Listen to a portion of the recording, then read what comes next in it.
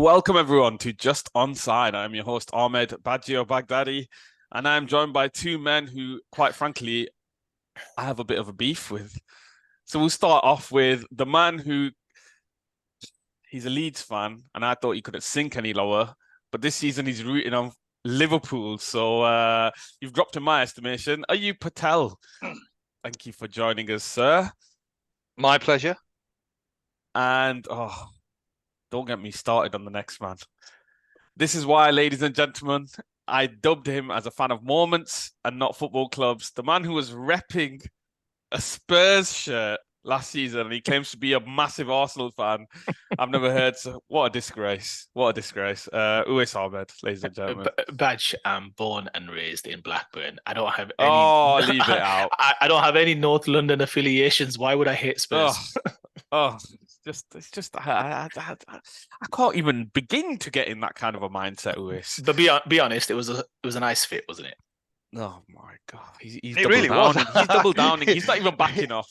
No, it was. It was a really nice fit. I was amazed that a man of Moggy's stature, he's got a top which fits you. So that was a real surprise. He likes that baggy fit, doesn't he, Armand? Who can I just add did a terrific job in his appearance. So shout out to him. There was some absolute pandering going on with the Bayern Munich top and the Spurs top, but I mean. It's nice. It's nice to see you. Exactly. We're just accommodating hosts in your absence, Badge. But good to have you back as well. Yeah, but we should make. I mean, just you sort of alluded to the point of Moggy's appearance, but it was incredible. I mean, Moggy is an extremely charismatic and a popular character, which was reflected in the views that we got for the episode. I think it's currently nearly 700, which is double what we normally get. Oof. So that's courtesy of how popular the guy is. So when we're flagging, I think we know what to do. Hit the emergency Moggy button. Yeah. Just onside wild card. Just call Moggy. Yeah. A Spurs fan from Blackburn, and his setting looked like he was in New York. So he's appealing to the masses. We certainly did, and it was views as well. We had, I think, views from Zambia, Tanzania, Dubai, and Bradford as well. Mm-hmm. And I'm ashamed of all our viewers for not picking up on Uwais wearing a Spurs top. Apparently, that's normal behavior. But anyways, we move, and we've got some juicy topics today, gents. The first one being the whole Luis Rubiales. Have you been rehearsing that? I was about to cut. You've been rehearsing that. I needed to roll that off. But the whole controversy surrounding him and his now formed position as the president of the Spanish FA, this thing has just escalated and escalated and escalated. He is now, I believe he's going to court on the whole, on the basis of the now infamous kiss that he gave to Miss Hermoso. But I'm going to let Uwais lay out the story here and all the controversial points that have occurred on the timeline since, and then we'll go into discussion about what our thoughts on the matter. So, Uwais, take the floor, my friend. Yeah, just very quickly, and I'll probably invite Ayub to just give his thoughts first. So, yeah, what are we talking about? Well, you would have to be living under a rock not to have encountered this story in sport currently. I think it was about 3 weeks ago, maybe 3-4 weeks ago, we had the World Cup final being played in Sydney between the England women's team and the Spanish women's team. The Spanish women's team prevailing 1-0. Deservedly so. A goal by Olga Carmona, I believe it was, left foot strike into the bottom corner, and Spain deservedly won the World Cup final. During the celebrations and the award ceremony, which now, as is often the case with these prestigious events, takes place on the pitch with the kind of infrastructure laid out and what have you. You have the dignitaries present to normally give out the medals, and Luis Rubiales, the Spanish FA president, was there on hand to also kind of congratulate and celebrate and be part of that award ceremony. So during the time when the Spanish team was making its way to collect their medals, Luis Rubiales engaged in an interaction with Jennifer Hermoso. Like you rightly mentioned, I think she's referred to as Jenny But Jennifer Hermoso, in a, I guess what you would call is, I don't know how long it lasts, but the interaction probably lasts all of maybe 4 or 5 seconds, and there's a kind of a hug, a kiss on the cheek, and then there's a, as you mentioned, the infamous kiss on the lips, which lasts, like I said, all of maybe half a second or a second, and then the player leaves the kind of stage, and thereafterwards, obviously, there's a few other things which we'll get into maybe in our second stanza, but that caused thereafterwards quite quickly, actually. It's the kind of kiss that went around the world. A lot of photos, paparazzi. It's obviously a well-publicized event, a World Cup final for the women's, a prestigious event. And thereafterwards, there's been, to your point, criminal complaints or a complaint filed by Jennifer Hermoso for that kiss.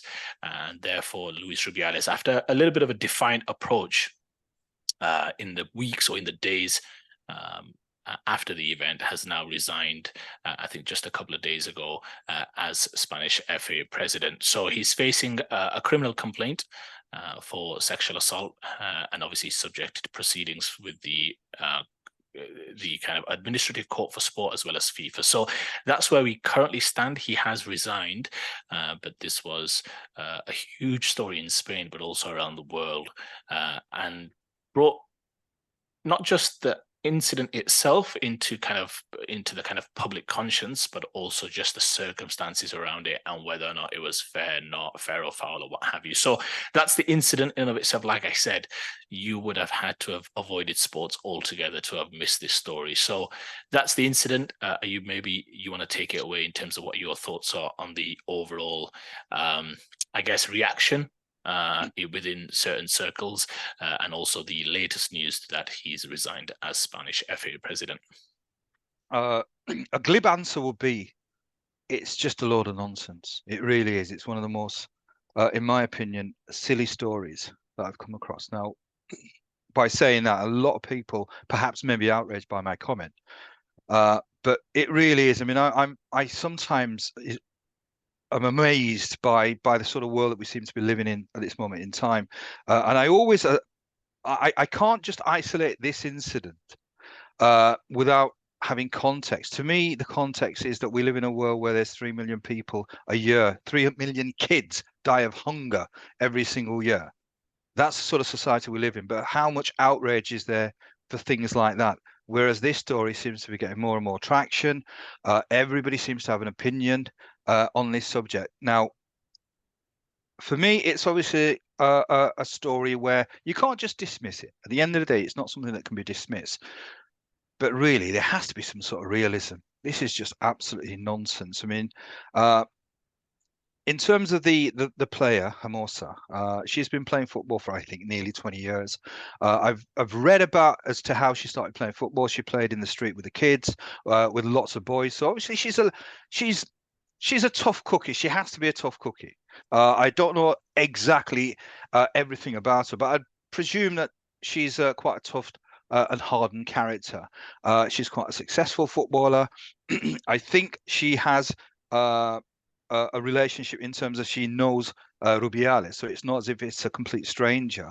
Right, the incident itself, yes, it was, I think it was a peck on the cheek, quite a firm embrace, and then a kiss on the lips, which was quite brief. I think if you have a still, it looks as if it's quite a long kiss, but it's a very, very brief kiss. Now, there was footage afterwards as well, where I think Hermoso was in the coach. It didn't seem as if it was a person that was quite distressed by what had happened. Now, if she is, if it's an issue for her, fine, I have no issue with that. If she sort of says that was bang out of order, absolutely. Rubiales apologized. I think there was a certain amount of defiance, but he apologized. And in my opinion, that should have been it. We're not talking about a shrinking violet here. It's something that shouldn't have happened. Maybe he should have got a rap on the knuckles, but it's almost like there's been a public lynching of this man. He's a bit of a wild character, because I think throughout the game as well, he was holding his crotch, so he was highly charged, this fella. It's an emotional sport. How can you expect rational behavior? He didn't go over the line, in my opinion. I think what he did was certainly a little bit over the top, but that's all it was. That's all it was. I mean, I cannot in my mind comprehend the reaction that's been created. And I think there is an agenda. There has to be an agenda. I think initially it was a little bit over the top from Rubiales, but then somehow suddenly Hermosa becomes very concerned about what's happened, and then it becomes public in the sense that she was completely appalled by the action, and then obviously it's gone to another level where she's now, I think, pressing charges. So in my opinion, I think this is something that's been blown out of all proportion.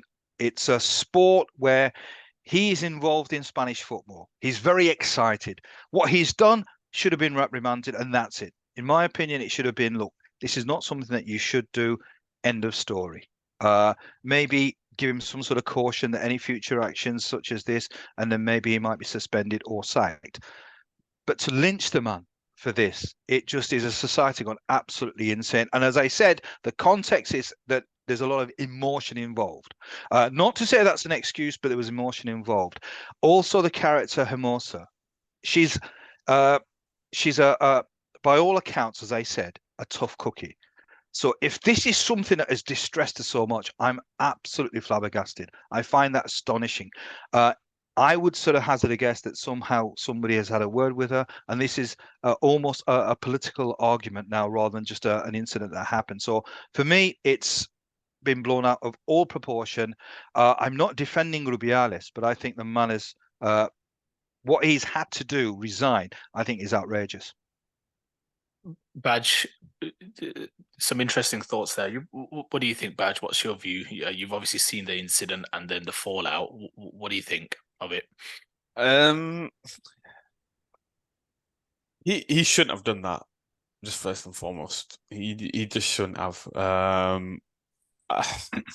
Now I don't know if he meant it in a sleazy way and he thought, you know what, it's a good chance to just get a kiss in due to the circumstances or whatnot. But he should like he's not asked her for a consent, so he shouldn't do it in the first place. But when it did happen, she like laughed and like walked off and onto the next player. Not saying that she was all right in the moment, because she might not have been, but she was happy because they've just won the World Cup and whatnot. But then I am surprised at how this thing has escalated to the degree that it has. You've got players like Sergio Ramos, Sergio Busquets all coming out in defense of her, and they're condemning what he did. Now, we've got like other female footballers doing the same thing. Now, a lot of it probably, it seems like it's like, I don't want to say virtue signaling because he shouldn't have done it, but a lot of it does come across as like from the other players as virtue signaling and trying to do it's the right PR move to come out as a male footballer in support of Jenny Hermoso, which it doesn't come across as super genuine. It feels like it's the right thing to do because inevitably, if you're a Spanish footballer and you're male, you are going to get asked that question, like, and you need to answer it as though you're in favor of her. So I don't know if it comes across as genuine to me, their support. I'm very surprised at how, like, they've gone after him about his position. Fair enough, no problem. He did double down at one point and said, I'm not going to resign. He was very adamant about this. He's since changed his mind. He's gone on Piers Morgan, resigned his position, talked about it. He described it as how he'd kiss one of his daughters, like in a happy moment or so. Which, again, it's hard to take a stance on this thing. For my eyes, you shouldn't do that just because you're setting yourself up for things like this. It's not right. You need consent of the fellow person, but it didn't seem that overly outrageous, especially to the degree that they're trying to get him for now. Like now he's on sexual assault charges potentially. So I feel like I don't want to say a witch hunt because what he did wasn't great, but it does feel like they are going after him, and it won't just stop at resignation now with sexual assault charges. So it's maybe behind the scenes, there's more to it, and he had more like behavioral patterns that matched this kiss, and that's why they're going at him so hard. But I do think from the limited knowledge that we have, it seems like it does seem a bit over the top. The way this has all gone down. I think getting him to resign was a win for the female footballers. I think it was, in hindsight, the right thing to do. I think if he came out and addressed it and apologized and did whatever he had to, then I think even then it may not have been such a big issue. But I think the fact he doubled down, saying he's not going to resign, rubbed people the wrong way, and then he finally does, but it's not enough now because he did initially double down. So I don't think it's wise what he did at all. Whether it was in the heat of the moment or not, we know how society works. Society works now. Listen, he may have gone away with that back in the day. You're not getting away with that now. So he has set himself up a little. And the fact that, he was not very apologetic initially. So I think that's why they're going after him more so with the continued charges. But I do think it does seem like it could have just ended there as a resignation. But again, like I say, it may be a pattern of behavior. So that's why they're going after him completely.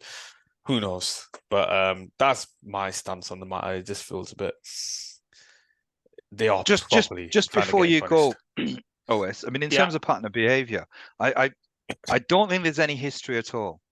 Certainly from nothing that's I've been read. documented. Yeah. Certainly what I've read, and I suppose people have dug quite deep, but there's nothing that's really come out. So this is an exception in terms of what he's done. So I certainly don't think that. But that's what makes me think that why are they like so intent on like absolutely getting him to the highest degree they can? So resignation is not enough. We've got to go to charges. I mean, in order to do that, you must flipping have something against the guy, like completely. Like it must be something else, or it might just be the fact that he was adamant that he did nothing wrong, and they're like, no, actually, let's just get out to get him. But I don't know. It's a tricky one. Some brilliant thoughts, well articulated, Ayub and Badge. And before we cover, so the normal process of how we conduct this podcast is we discuss agenda topics, and when we discuss taking this topic on, these are always the ones that leave you a little.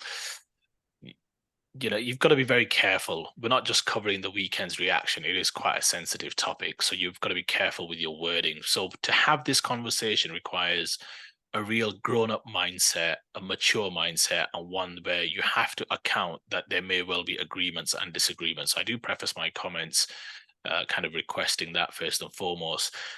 I'm going to give a little bit of the backdrop, if I may, because I think this story doesn't just start off with the awards ceremony. We mentioned last time, Ayub, on a podcast where you and I discussed the England women just falling short in the World Cup final, and I documented the controversy that had surrounded the Spanish women and the Spanish FA before the World Cup, right? And it's really interesting that you had 12, just to give a little bit of context, you had 15 players write a letter or an email to the Spanish FA suggesting that they wanted a change in structure and culture, which was spearheaded by Jorge Vilda, the coach at the time, and they wanted a change, right? Nothing much changed other than the fact that none of those players were brought into the squad. So those 15 were banished. I think 3 were taken as part of the squad going into the World Cup. So there was already this big controversy about some of the workings and methods at the top of the Spanish FA, especially with regards to the women's team. So there's a little bit of context. So there is history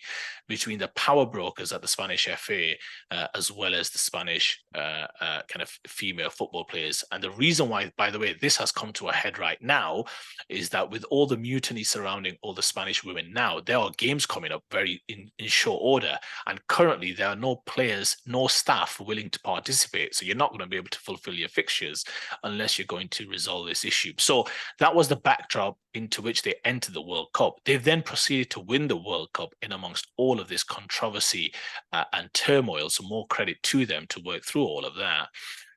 So now I'm going to comment to the incident, and both of you have articulated it very, very well. The nuance of what was involved. Ayub, you called it a firm embrace before a kiss that, again, didn't linger per se, but it was a kiss on the lips. And Badge, you rightly mentioned, this is not the done thing. This is inappropriate. And I think he accepts that now. I believe that this was inappropriate, although he fell short of an apology to Jenny Hermoso. The interesting thing is that Luis Rubiales hugs and kisses most of the players that came up to collect their medal. Jenny Hermoso was the one player who he kissed on the lips. And when you watch the body language before, during, and after, it's clear to anybody with half a brain that this is a man who's giddy with excitement. He's full of ecstasy and emotion at the fact that they've won the tournament. And the question I ask is, that's not to say that people don't commit crimes in front of the public eye, but if it was something, as Baj, you mentioned, sleazy or sinister, which is probably the word that I would use, I question whether or not he's going to do something when the whole world's eyes are going to be watching that particular moment. So he knows cameras are watching. Yes, he's been clumsy. Yes, he's been stupid. That's a poor choice of action, and he should be condemned for it. But the question is it something more sinister than that? That's the question I would ask. And I'm not going to go and suggest that I'm not going to answer that question, but these are the things I think about when you're looking at this with a rational, mature, cool pair of eyes to say, is he really going to do that? And some might say that's irrelevant. But again, these are all factors that I consider when I'm considering blame or whether or not I'm going to ultimately consider what the appropriate punishment should be. So that then lends itself to, okay, we accept he's done wrong. And Baj, you touched on it, I thought, very well, which is in this day and age, if you're a public profile figure, which he is, he's the Spanish FA president, and both of you said he doesn't have history for these things, but you both talked about a potential witch hunt. So he's had a couple of controversies in the past. Which power broker doesn't in any major institution? So he, in 2019, was accused of working with Gerard Piqué to potentially have the Super Cup, the Spanish Super Cup, hosted in Saudi Arabia. So there was quite a bit of controversy around that. Last year, there was some talk about embezzlement of funds. And again, I'm not saying that's right or wrong. I'm just suggesting that there's a few enemies made along the way to which you both were alluding to, and maybe that's playing a part. So the question I ask is, we accept, all three of us, that he's done wrong. And I think society will accept he's done wrong. So then the next question is, well, what should be the appropriate punishment? And I think that's where we're at. So just before I maybe continue. I don't know if Ayub thinks it was wrong. I shouldn't laugh. Well, no. I think if it was another player who was quite happy with that, because an act is wrong irrespective of whether somebody agrees or not. If it's based on somebody's opinion, then that's the question. Because if it was a player who was quite happy with the kiss, then it wouldn't have been wrong. So therefore, you can't say, was it wrong? It's a wrong action. But I guess that's where consent comes into it. And I will say he's claimed it was consensual. She denies that. There's a lot of he said, she said, but at the moment, but yeah. Back to your point. Yeah, and just very quickly, so Ayub, you talked about the scenes on the bus afterwards in terms of the celebration, right? So on the bus, Jenny Hermoso sees that this has blown up and gone viral, as the kids would say. And in the initial aftermath, she's fairly, at least on the coach, seems quite, I wouldn't say apathetic, but she's giggling. That's not to say that she was okay with it. Again, I'm just pointing out that that's what you see.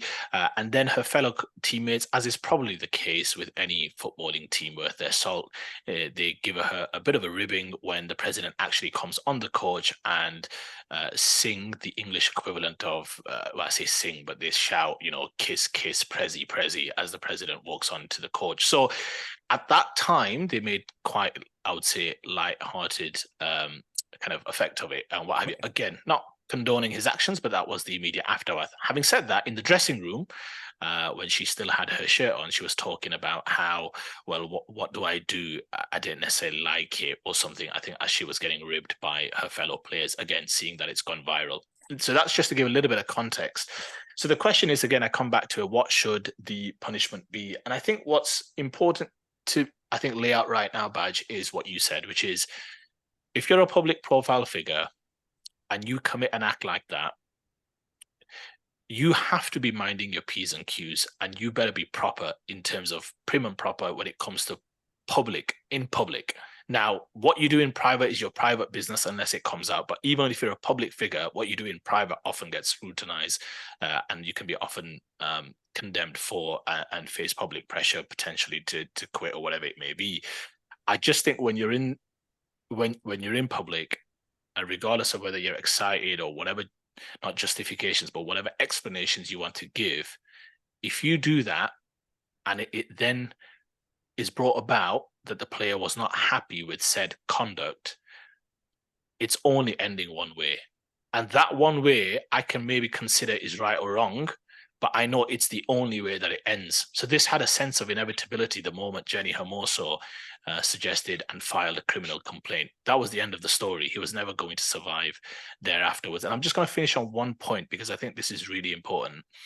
We've seen with the development and the progress that women's football generally has made. We have English players playing in Spain. We have English players playing in France, Germany. Georgia Stanway plays for Bayern Munich.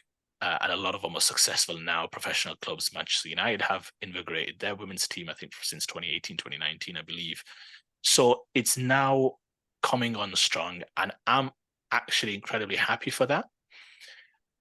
I wonder, though, that sometimes these incidents, and it's a really important point, can do more harm than good. It may come across as potential empowerment of women in terms of their version of the Me Too movement, which I've seen in some quarters, which I find quite distasteful, actually, because to compare this to potentially what Harvey Weinstein did is actually incomparable, I should say. They are two very different stories whatsoever. But in some quarters, this has been classed as Spanish, or the Spanish version of the Me Too movement. And yes, it's a movement, clearly, because everyone, as Badge mentioned, Ramos, Andreas Iniesta, and others have come on board to talk about it. Badge, you, I thought, spoke very well about the intentions of those those players at this moment. But I wonder whether or not more harm is done than good when there'll be those who are a little bit more backward thinking when it comes to women's sport, who will say, well, see, this is what men have to face when women are advanced further. And it's not up to men to advance them, by the way. That's women forging their own path and fighting their own path for equality and what have you. And I'm all for that. It's not for us men to validate that, all right, you can have your bit and you can have your football. Absolutely not. That would be misogynistic. What I'm saying is the fact they're making progress is great. The fact that women's football, that I watched most of the games and the semi-final and the World Cup when I ordinarily wouldn't have, is great. Everyone's taking part and wants them to win, and they're in the public profile and brilliant, and they're earning more money and they're fighting for more remuneration from the FA and all the rest of it.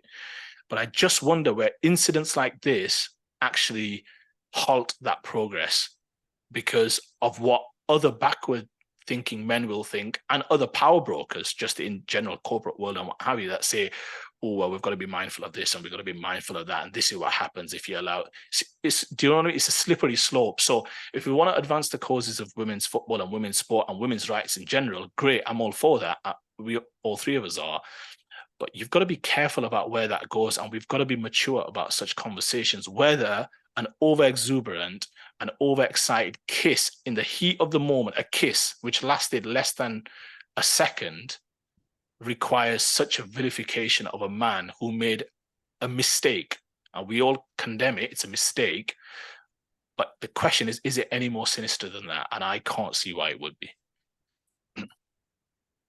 All right, so I think that video, the video you on about on the bus is it's stuff like that that really, like, I think if you're not on the side of him being fired, I think that's what'll irritate people like that, because on the bus all her teammates are shouting kiss, kiss, kiss, kiss. Like, if they were truly outraged by it, they wouldn't find it funny in that moment. Do you know what I mean?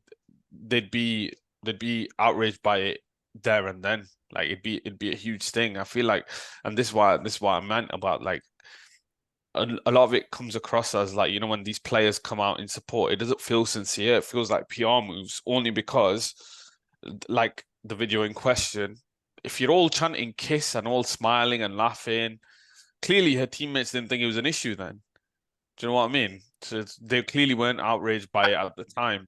And whether it's the high of winning the World Cup or whatnot, but then to then go out and then, start having a different narrative on the matter, I think that's what puts people off, and that's what irritates other people. But again, he shouldn't have done it. He ain't right.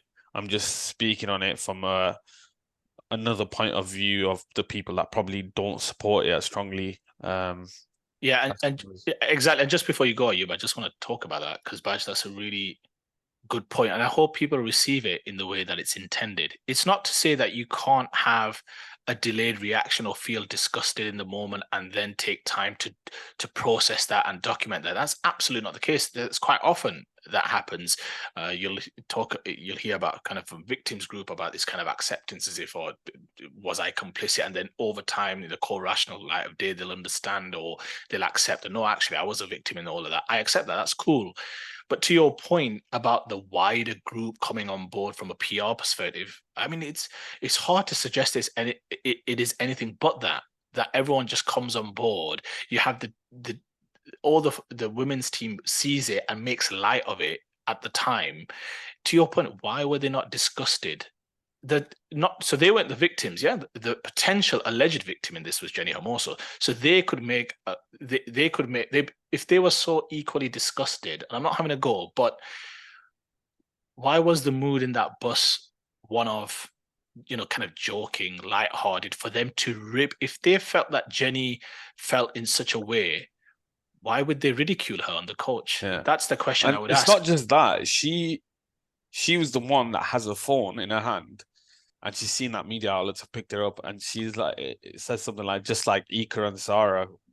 It was when Spain won the World Cup or the Euros, whatever it was, and Iker Casillas kissed his partner at the time who was interviewing him.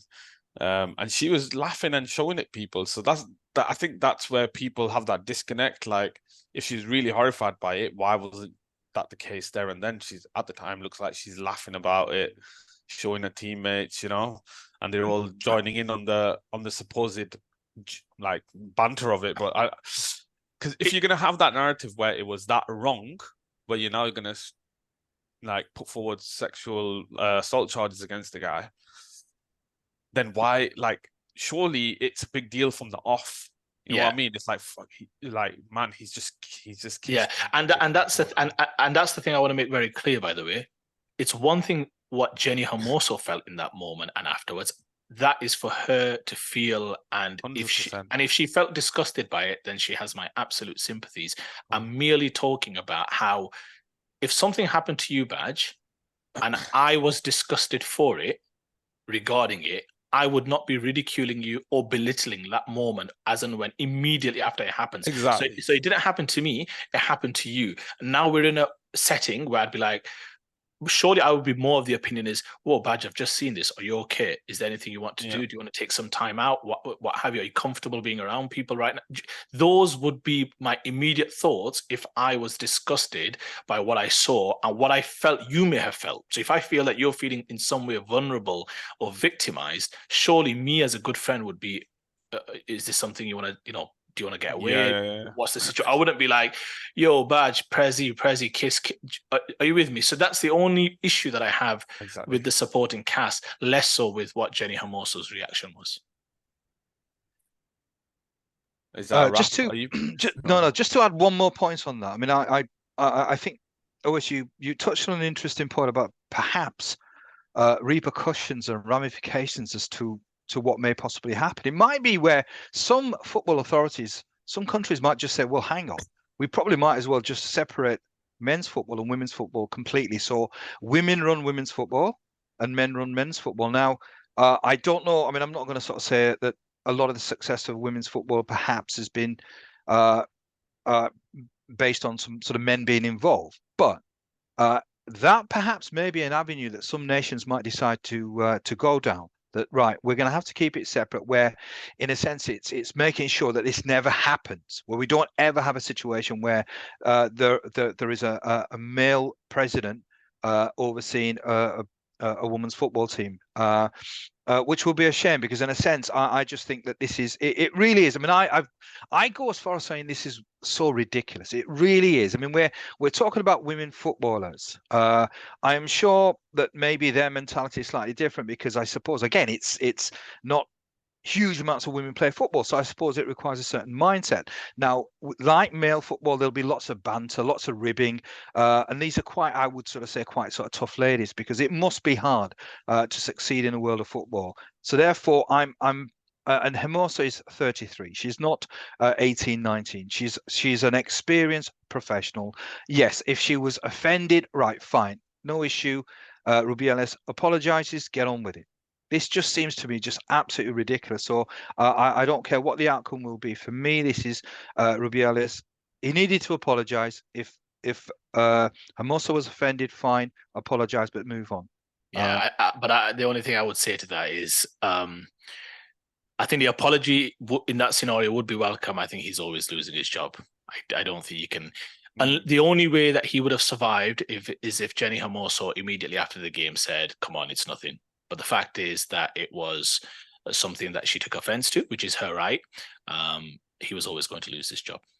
That's the thing. Like, I think it speaks to the power and influence that the court of social media has these days as well. Because had that not been picked up by or made like had it not become a big deal on social media or anything like that, would anyone have even spoke about it?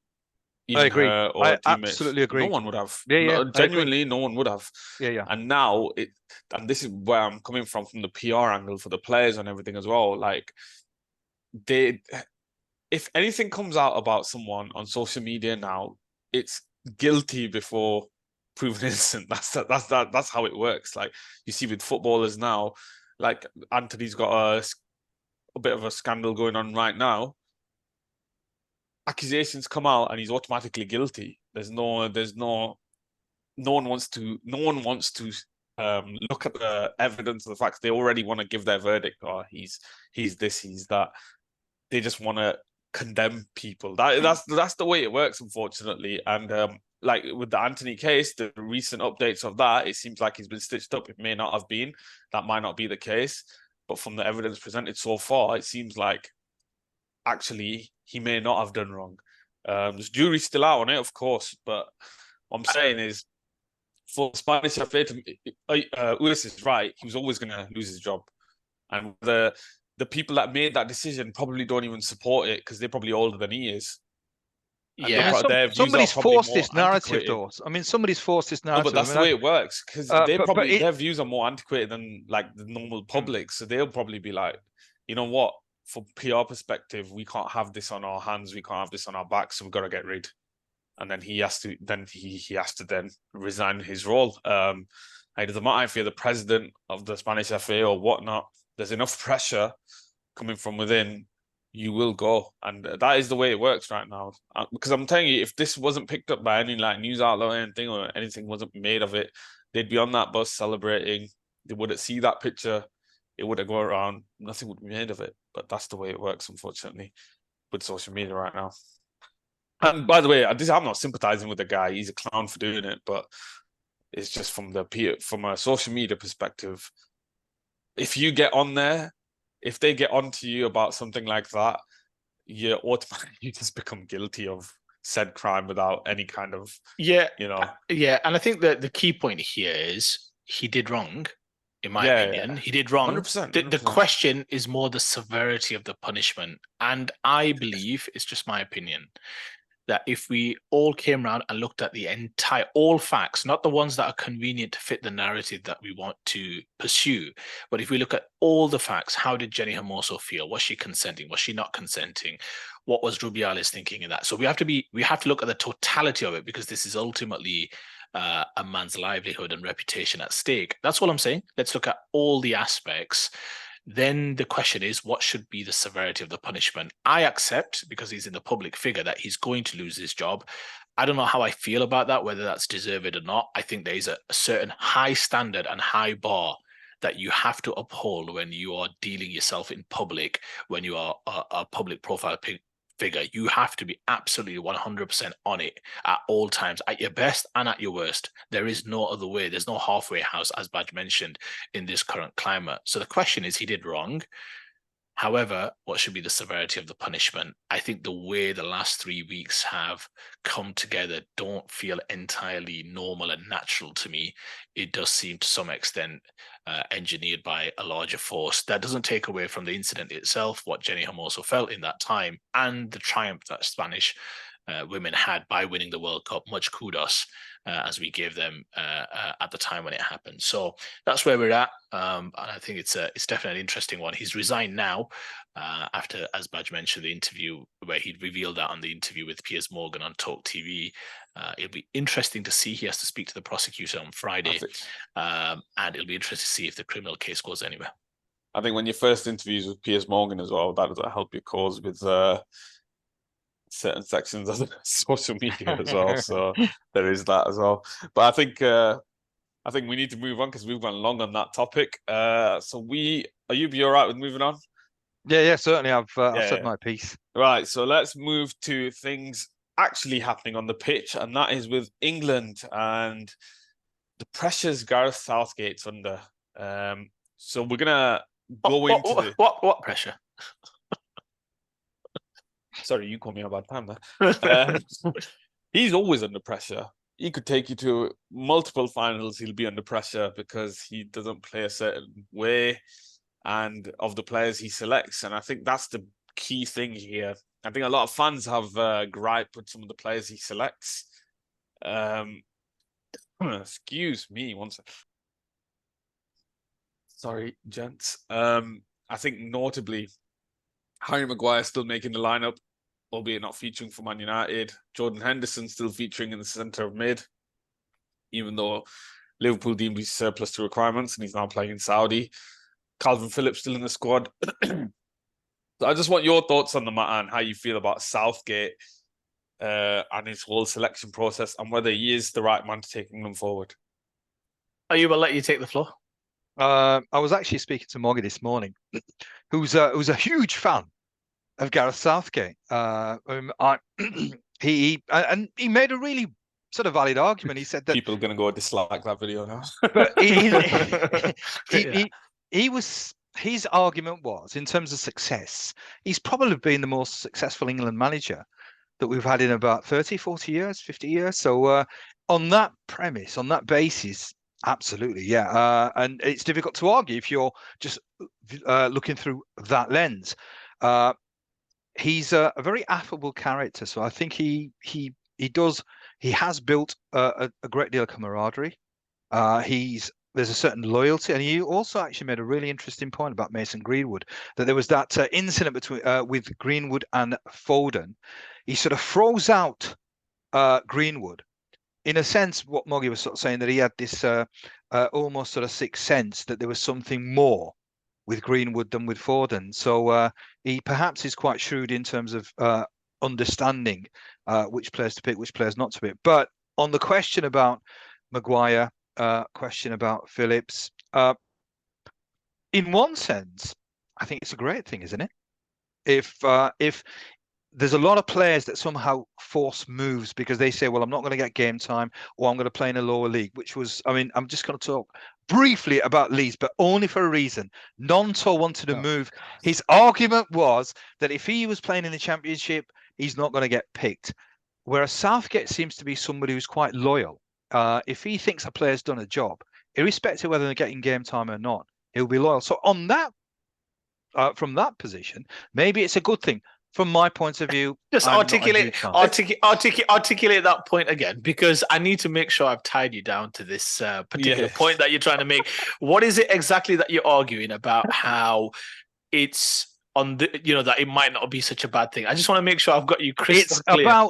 It's the loyalty sometimes that managers, or it's about somehow that players must be playing to play for England. Now, obviously, it helps. You've got to get game time. But I think what Southgate's done is that if you've done a job for him, there's a certain loyalty. Now, Phillips is hardly getting any game time.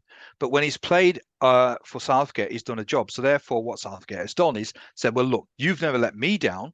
So therefore, I'm going to be loyal to you. I'm going to make sure that you're in my squad. So from that point of view, I'm sort of thinking, well, perhaps it's not too bad a thing. Do you want to go or shall I go? some of this stuff. You make it sound like a marriage. You've not let me down, so I'm going to be Yeah, loyal yeah, to you. yeah, I'm I'll be like, there for you, babe. I mean, till death us do part and what have you. I mean, what is this? Look, if you remember when we had the World Cup, England got knocked out of France. We covered this, I think it was. I'm sure we were doing the pod then, or at least we were discussing it, or shortly thereafterwards when we discussed this. And we talked about how, in the end, I was of the opinion that Gareth Southgate should continue. I remember Badge, you famously coined the phrase, I think it was on the podcast, about where does this entitlement come from? I think was the line that you used. And it was quite a good line. I remember it at the time. So, look, in the end, Gareth Southgate has done well. We're a society, ultimately, that's built now on newness. Familiarity breeds contempt. We've had Gareth Southgate for 3 major tournaments. He took us to the World Cup semi-finals, famously losing against Croatia. We then went to the Euros, which was played in 2021. Home Euros, we got to the final, lost on penalties. Saka, Rashford and Sancho missing those penalties. And then we went, obviously, to the World Cup quarterfinals last year against France, which was another great opportunity for us to try and get through to a World Cup final, I think. So I think, just to kind of put my cards on the table, do I believe Gareth Southgate should be leading England into these next European Championships? Absolutely. Absolutely. He's done a great job. And this is how job appraisals work. You talk about all the good bits, then you talk about some of the aspects that perhaps the manager could work on. It's not pro-Southgate, anti-Southgate, as we often like to dumb ourselves down in society. It's about critiquing the entire picture. So what's he done well? It's the first time I felt that the team is playing some good stuff in a long time. So that's over the last 3, 4, 5 years. That comes from having more players of considerable talent at your disposal, some of which he can take credit for. Yeah, so he can, the majority of which should be given to the players, but also their club managers and their club infrastructure, right? I would say, but you've got players like Harry Kane, you get him throughout his peak years. You get Bukayo Saka coming through. You've got Jude Bellingham doing bits at Real Madrid, Rashford, Declan Rice. So, I mean, the list goes on.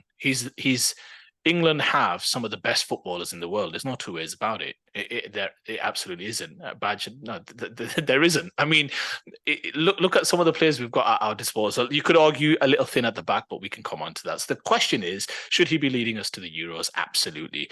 You saw what happened with Germany at the weekend. But yeah, England don't have such problems. They'll be there at the European Championships next year. The question comes down, Ayub, I'm going to take your point now before I come around in my second bit. I mean, this idea of loyalty, I would argue, is something that he will manage. I am pretty confident that Calvin Phillips will not be part of the European Championship squad. I'm not saying he deserves to be. I think there's no argument that there's no way he should be anywhere near that England squad. He won't be. He will not be in the European Championship squad. Absolutely not. Adamant, are you? 100%. Jordan Henderson will also, I believe, he may go, but he will not play in the European Championships, or at least not start. I think the challenge he's got with some of these situations, mainly Maguire, Henderson and Phillips, it's the balance. At the back, he's currently got John Stones injured, which would be a dead cert to start. And Harry Maguire not playing for Manchester United. You talk about it as if it's a good thing. This week, I mean, he was asked about Phil Foden not playing in the middle. And you know what Gareth Southgate answered? He said, I was going to mention this. This is, but this is where his argument falls down. Yeah, 100%. Yeah, this is where his argument falls down. If you're talking, I mean, he was asked about Phil Foden not playing in the centre midfield. My opinion, the manager sees the training. I'm happy to defer to the manager's view. He watches training. He knows the players comfortable. That's his job. I'm not going to put my 2 penneth worth in. But his justification for not playing Phil Foden in the middle was, well, Pep Guardiola is the best manager in the world and he doesn't play him in the middle. Well, yeah, but Eric Ten Hag doesn't rate Harry Maguire at all. Are we going to put any credence into Eric Ten Hag's view? Why is Harry Maguire starting for us? Calvin Phillips, unless Manchester City are 3 goals clear and there's only 6 minutes remaining, Pep Guardiola is not going to put Calvin Phillips on the pitch as well. Are we going to defer to Pep Guardiola's view on Calvin Phillips? Exactly. If Jurgen Klopp thought Jordan Henderson was that important to Liverpool Football Club, he would not let him leave regardless of the riches on offer. He held on to Mo Salah, didn't he? But clearly he thought he was dispensable. Are we not going to listen to Jurgen Klopp's view? My point is, you can't have it both ways. Listen to Pep Guardiola not playing Foden in the middle, yet then argue that, well, actually, Eric Ten Hag clearly doesn't rate Harry Maguire. Look at the actions that Eric Ten Hag did throughout the summer. He was looking to engineer a move to West Ham. United were engineering that. United then engaged in talks with Harry Maguire to agree a payoff. They couldn't come to that agreement, nor were they ever going to be coming to that agreement when the guy's getting paid 220k a week.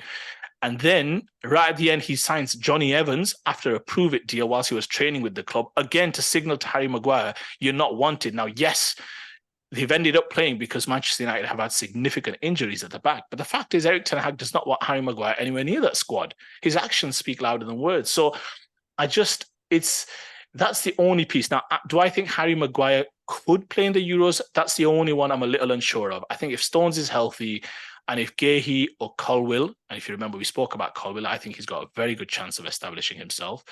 I think that's where perhaps he likes the balance. And just one more thing about the middle of the park. I think the challenge there he's got is he knows he's got Saka, Rashford, Kane up front. He's got Bellingham, who's playing a more advanced role for Real Madrid. Correct me if I'm mistaken, Badge. And because he only has Declan Rice, who's of a defensive mindset, he's thinking, I need somebody to play that middle role who's going to be a little bit more disciplined. I've got no qualms with the logic, none at all. But I've said it before, I'll say it again. Two things. One, I think Bellingham's capable of playing that role. That's just my own opinion. I've seen him control games as well, at least for England. He belies his maturity is incredible given his age. I think he can play that role. And secondly, I always say this, if you keep rewarding mediocrity, and if you keep rewarding players by saying, don't worry about at your club level, you are going to get a game for England, what you're doing without knowing it is that you are accepting a lower standard, and that player is not incentivized to get game time, to play games. If Harry Maguire genuinely thought, I could lose my England spot in the Euro, he may have strongly considered moving to a West Ham or another club, maybe in slightly lesser wages or accepted a better compromise of a payout. But if you're always thinking, well, my England place is a shoo-in, I'm good for the squad and what have you, over time you diminish those standards because ultimately you're rewarding players like Calvin Phillips. What has Calvin Phillips done in the last 12 to 15 months? He only played in the European Championships, because there was no other central midfielder. But are you not? I mean, this was the argument I was making was, I used Onside as an example purely for this reason, because in a sense, sometimes clubs have players that are forcing moves out on this pretext that somehow it's the international career that they're concerned about. No, it's finances. Now, normally, it's always finances. It could be, yeah. But why did Harry Maguire not move to West Ham? No, but that's the pretext, though, isn't it? The pretext is, it will be international career, blah blah, etc. But that is, in one sense, that's why I find it quite refreshing. If Southgate is saying, right, the last time that you played for me, you were good, you were solid, you were outstanding. So therefore, what I'm going to do is base you on the last performance you had for me, rather than, right, are you playing for Manchester United now? But so in one sense, are you Calvin Phillips? That was the best part of 2 years. 2 years in a sport like football is a long time. No, I'm not. You've got to hear me out on this one. You've got to hear me out. This doesn't mean that I'm completely in agreement. I'm just saying that it's a different philosophy that Southgate is using, where he's showing where the last game that you play, if you play well, in a sense, that's the way it should be, right? The last game that you played well. Now, if you then happen to be not picked by the coach of your club side, then how can you then be penalised by the national coach? No, but which is what a lot of coaches do. No, but hang on. You can't have it both ways. Again, I'm arguing Southgate's fine to lead the Euros, and I'm in support of him, and I think England will go far in the European Championships, as they should. Oliver Holt wrote a great article in the Daily Mail this week. The only bit I disagreed with him was when he spoke about how, and he was in support of Southgate, as I am, but he spoke about how we've been overperforming. And then he then goes on to say in the very next paragraph, and I urge you to read it, talks about how we've now got a plan, we've got an identity, we've got world-class players, we're not overperforming. I'm not saying kill the man, I don't want him, but you can't argue, again, being totally fair and objective, that we're overperforming. If you look at our players, you can't argue that we're any below. Like you could say maybe France, fine. If you want to have that opinion, I'm cool. But there's not another team that's better than us. So this idea that we're overperforming, and the final point I would say, is exactly. I said arguable, but we're not far off. You can't make that argument that we're well far off the pace. The final point, because I do want to hear Badge's thoughts, is all I'm arguing is, Maguire has played well for England by and large, and I'm happy for him because some of his treatment at Manchester United perhaps has been a little too far and a little too much. Badge might have differing views. All I'm arguing is, and I think he will manage this, by the way, Southgate. I think over time, I don't think Henderson will start in the Euros. That's my opinion. Phillips will not be in the squad because he ain't going to play. But over time, it's not a case of, if you're arguing, Ayub, if your club manager doesn't pick you, how's that your fault? No, it is your fault. You're not up to the sport is a meritocracy. You're not at the standard where the club manager, who he called the best in the world, Pep Guardiola, thinks you're good enough to play. And every time you are brought on, you don't really pull up any trees. So that's a reflection. You can only pick him on his club form. Why do you think Raheem Sterling's not been playing? Yes, he started the season on fire, but it's because he had a pretty average season by his high standards. Plus, we've got decent competition in those positions. Your England team manager or any international team, the only kind of pitch, the only equity that a player can put on the table for the international manager is my club form. What else has he got? And what club form has Harry Maguire got to speak of in the last 18 months? But when you've always played well for England, is it not then unfair? So the last game that you played for England, you're outstanding. Then is it not unfair for the manager then not to pick that player, to at least give him the opportunity? Time moves on, not getting game time. Time moves on. And if your performances at club level aren't up to scratch, that's what you're judged on. You shouldn't be in the team. It's as simple not according to Southgate. Now let me ask you. One more. I'll play devil's advocate, Badge, because I do want to get your thoughts. One more devil advocate point. Yeah, you're arguing that what's Harry Maguire done to deserve not being picked by England, when every time he's played for England, he's performed well. But now let's think about the opposite. What happens to a Tomori when he's playing at AC Milan consistently? You're taking all my points, bro. What happens? I will finish, Badge, because I am going to give you the floor. But what happens to a Colwill who's played a season at Brighton? What happens to those players, to James Ward-Prowse, who's been playing for Southampton, now playing decent at West Ham? What happens to all those players who think, well, hang on, I'm playing consistently, I'm better than that fella. What? So is it fair on them not to be picked? Straightforward. As soon as he has a bad game, he's off, because it's about having the shirt. Not simple. You laugh, you're scoffing at this, but surely it's about having the shirt. Now, Maguire, irrespective of what's happening at United, he's earned the right to have the shirt, the England shirt. As soon as he obviously is not performing, absolutely no problem at all. I'll let Badger take the floor. Well, you're going to let me take the floor now? Sorry, point in this. Sorry, buddy. Well, this is the thing about we don't discuss this. I'm gonna preface some of this by saying I could care less about how England perform at a major tournament. I could care even less about international football. However, my opinion is that valued that I believe I should share it with you guys. So please. Maguire shouldn't be anywhere near the England squad. Let's just start with that. He's fourth, if not fifth choice for United. Okay, he's fourth choice, but he is way down the pecking order at United. He's not rated by the manager or by fans. It's not like he hasn't had chances. He's had a myriad of chances. He was a club captain for God's He's done sake. He's done well for England, though. He's done well for England, no doubt. But I mean, that is a quick way to alienate fans if you are just picking someone on merit and how they've performed for England in the past. Because, like you say, how are players like Colwill, Tomori, these guys, Tomori, who was fantastic for AC Milan, absolutely fantastic, key figure in their backline, won Serie A, got to the semi-finals of the Champions League. The guy doesn't get a look in. And I get every single manager has their favourites. It is the way it is. People who they feel like they can rely upon. But then at the same time, again, another point that Uwais has already mentioned, as his point was with Foden, he doesn't play there for the club. He doesn't play in a central position for the club, so why should he play centrally for England? You can't use arguments like that when you've got players in the squad that you are using that don't even feature, let alone in that particular position. So therefore, your argument falls apart. Like, I've been of the opinion where Southgate is not an exotic name, and therefore England fans want him out.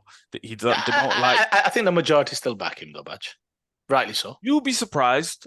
Like a draw against Ukraine can change fans' minds. I think he's earned enough to manage England in this Euros tournament coming up. He's done more than enough. I mean, apart from winning the damn thing, which obviously everyone wants to win. Agreed. He's gotten to a World Cup semi-final. If Harry Kane squared that ball to Sterling, this wouldn't even be a topic of discussion. He'd be in the final, potentially winning it. Doubt. but still. And he got him to the Euros final with England. Unbelievable. That whole vibe, that whole run was incredible. But yet he's deemed as absolutely not good enough. And I don't put too much merit into fans' voices and opinions when it comes to, oh, he didn't play this guy, or he didn't play this guy. But at the same time, he is making questionable decisions with who he's playing and where he's playing him. Because at the same time, he talks about Foden not playing centrally. He's then played, and they switched a couple of times in game, but Maddison and Bellingham traded that left side. They don't play left wing. Why are they there if that's the case with Foden? So I feel like he sets himself up for criticism, and he alienates people by coming out with comments like that. If you feel like you don't want to play the guy, just say you don't want to. Like, you can just manage it. You make the call. You can say, I didn't feel like he was the right choice to not play him. But then to come out with excuses like that, it's not wise in my opinion. Henderson, Phillips, Maguire shouldn't be anywhere near the squad, let alone the 11, in my opinion. They do nothing at club level at the moment to even justify being rumoured to be in the squad, let alone actually be in the squad. That's a bit much, Badge. No, is it though? Is it though? For Phillips, What's yes. Phillips done? That's why I say it's individual cases. Phillips, I cannot make a case for. I think Ayub struggles to. You can't make a case for Maguire. I don't care how good he's.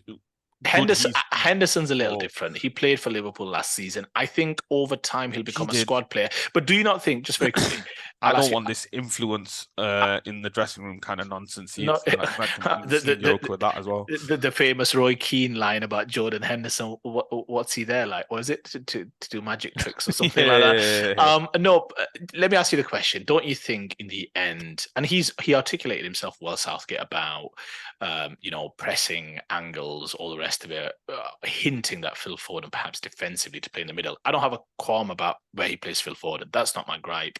But don't you think this ultimately comes down to two things? One, he's got a little less confidence in that defence, which is clear, right? Chilwell, Guehi and Maguire started the back line. Guehi's decent for Palace, yeah. I think Ayub's a fan, but Maguire clearly not playing for his club team. Chilwell's had a lot of injuries. Let's see, yeah. Shaw would probably be the first choice left back. So, there's a bit of a few issues there, a little bit of upheaval. And the big question is the middle of the park. Does he trust Bellingham to play that 8 role when clearly for Real he's getting forward a little bit more, right? So if he trusted Bellingham to play that 8 role in a more conservative way, let's say, yeah, which is needed. Yeah, it's one of my issues right now about Arsenal with Xhaka leaving. You lose a little bit of that defensive mindset, which is the problem. Does he only then would he trust a more kind of free-flowing Maddison or a Foden in that position, which is, hey, go ahead, go win me the game. Now, Southgate's a pragmatic manager. I like that. You win tournaments on pragmatism. You win games maybe perhaps on flair, but I think you win tournaments on pragmatism as well. I think that's the challenge he's got. He doesn't have an 8 who thinks, or in his mind, thinks defensively enough, which is why he likes Henderson. Well, Bellingham plays further forward for Real because they don't even have a striker right now, to be fair. Hossley comes off the bench here and there, but otherwise it's someone making up the 9 position. So I think he has more of a license to get forward to get those goals because they don't have an actual out-and-out goal scorer up front. I mean, whoever's watched him over time, I'm sure the opinion is he can play that 8 role. And I feel like he should be trusted to play that 8 role. He's box-to-box midfielder. He's playing in more attacking role. I'd say he's a box-to-box midfielder from everything I've seen from him. Right now, he's getting goals for Real in a advanced position. He's doing a great job, but just out of they're top of their group by a considerable distance. I think if you're playing Ukraine away and it's 1-1, I think it's fine to play with more of an attacking approach. I think that's what annoys some England fans, that he's a bit too cautious, a bit too pragmatic, as you say. I think times they just want him to play instead of just trying to get the point, try get the win. Putting on Foden, having Foden, Bellingham, or Foden, Maddison with Rice sitting, there's clear intent there to get the goal. You're playing someone like Ukraine. If England are as good as their fans seem to think they are, then they should be, again, dominating the ball. You should be able to play with more advanced players. You should set up that way. So I get those points from people, but I think the whole, I don't know what deluded fantasy some people live in. Some people think you're going to get like people like Pep or someone if Southgate was to leave. So that's the level of IQ we're dealing with a lot of the fan base. But just I might look very silly if he does take the job. yeah, exactly. But no, just very quickly, because I want to get Ayub's thoughts on how much it hurts his heart to have two people disparaging Calvin Phillips so much. But no, look, I just think he's the right person to lead the job. I think scrutiny. He's got enough credit in the bank. Exactly. to lead that. Scrutiny comes with having arguably the most important job in the country to some extent. So that's part and parcel. He can live with it. He can deal with it. And he deals with it very well. He's got that squad feeling. He's got good team spirit, good camaraderie. Every time you see the behind the scenes pictures, videos, it all looks very kind of harmonious and what have you. And he deserves massive credit for that. I think it's overblown in terms of fans wanting him out. There's always fun. Listen, it's the England national team. You know, you'll get that. You know, so it's just interesting to see, and I think he will manage it. By the way, by the time the Euros come, I think he will have dealt with some of these situations in a very organic way over time through evolution. So let's give him the benefit of the doubt. Let's see how he goes. Obviously, me and Ayub fundamentally disagree on how certain players. Yeah, that loyalty thing's nonsense. I'm sorry. You would be like, he shouldn't be any these players. If you are to progress and not be semi-finalists or finalists and actually be winners, you can't have these guys in anywhere near the squad. Telling you. I slightly disagree with that. No. You can't. If you're not playing club football, you're not playing all year long and then expected to perform at a tournament. It's stupidity. What do you think is going to happen? So Ayub, Calvin Phillips performed fairly well. I'm not going to say he was man of the tournament, but he performed fairly well at the Euros, I think it was. Do you think he should be in the current England squad? I don't think he should have been in the previous England squad. Seriously, I think he's a decent player, but there's better players than Calvin Phillips. He's one where I definitely have an issue of being picked, because I think he should realise that he's not going to get any game time at Manchester City, so that's slightly different. But in terms of Maguire, in terms of what I was saying about having this shirt, I think there has to be some value in that from a coach. A coach has to at least, irrespective of whether you're getting game time. But then if you then don't perform, then it's a different story. There's he's been getting chances from last season. He wasn't even in the team, and he was still getting selected and still in the starting lineup. How long does he? How little games does he have to play to not get in that side? I guess to Ayub's point, if he keeps performing for England as long as he needs. Yeah, as long as he wants. Exactly. I mean, he could play. Shoot yourself in the games. foot, because he is going to make an error at some point. Oh, come on, Batch. In his DNA, he is. It's going to happen, and then straight away you're setting yourself up for failure, because you're going to be like, "Why is this guy playing in the first place?" Let's see. It's true though. It's absolutely true. You set yourself up sometimes for failure, and I feel like that's what he's doing with some of these selections. And England are going to win the European Championship. Maguire, Phillips, and Henderson will score the winning goals. Yeah, all right. Yeah, all right. I'll let you wrap up, Badge, on that note. But either way, just to reiterate, I don't care about England or international football.